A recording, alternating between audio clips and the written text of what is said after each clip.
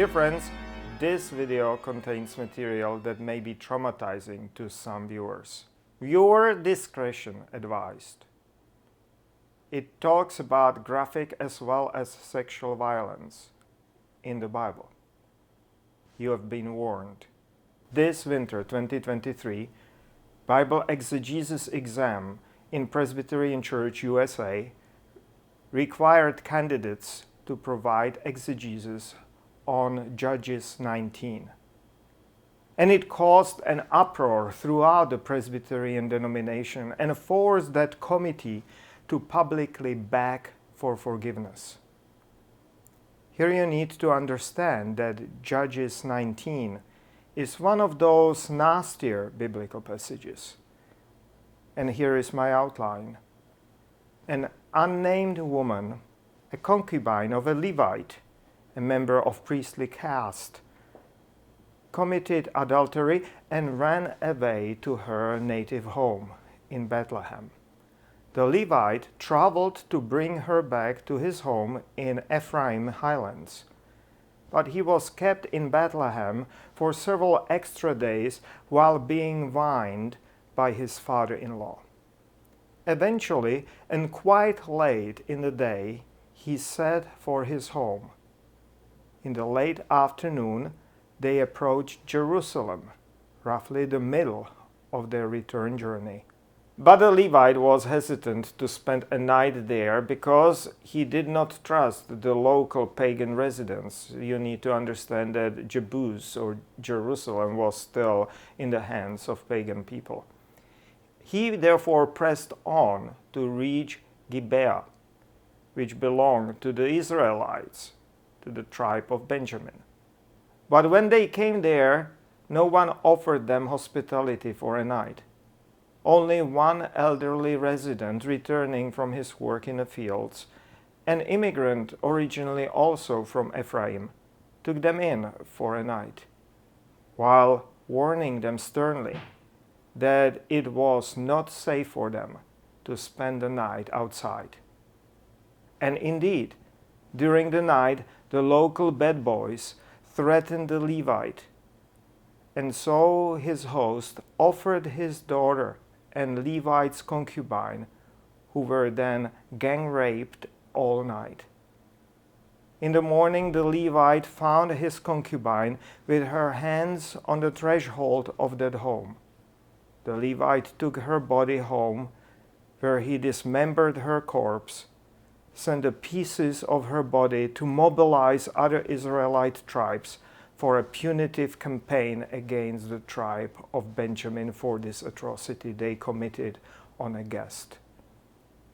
Well, you have been warned, and I told you it was a nasty story. But within the Bible, that's nothing really all that surprising. If you are offended by graphic violence, don't even look how the popular song "By the Rivers of Babylon" ends in the Psalm 137. You might be even more horrified. But that is the very point. The Bible, both Hebrew Bible and the New Testament, contains substantial amount of R-rated material. So why are candidates for future ministers surprised? Why are they offended or traumatized? What did they do their entire seminary studies? Did they tiptoe through the Bible? To look at other professionals, look at medical doctors. They are trained for their venerable professions by hours upon hours in autopsy rooms. At least in Europe they are. Students of theology should be similar, exposed to their fears and force them to grapple with difficult and nasty biblical texts, stories and nasty aspects of church history and bizarre, perverted dogmata. If they did not deal with it in seminary, how are they to deal with it when a parishioner comes with a question? Or even worse, when a member comes seeking help and support after something similar, nasty, and appalling happened to them or their loved ones. Seminarians with such a selective and Pollyannish reading of the Bible, they just demonstrate crisis in seminary education and their fundamental misunderstanding of the biblical text and its true nature. Bible is not history. It is also not just any morality story or soft-core motivational story. It is a hardcore mythical text. And myths are purposefully rough, full of raw emotions and actions. They are larger than life, filled with exaggerated and even offensive images and actions. That is their very nature and purpose. Just think of classical mythology.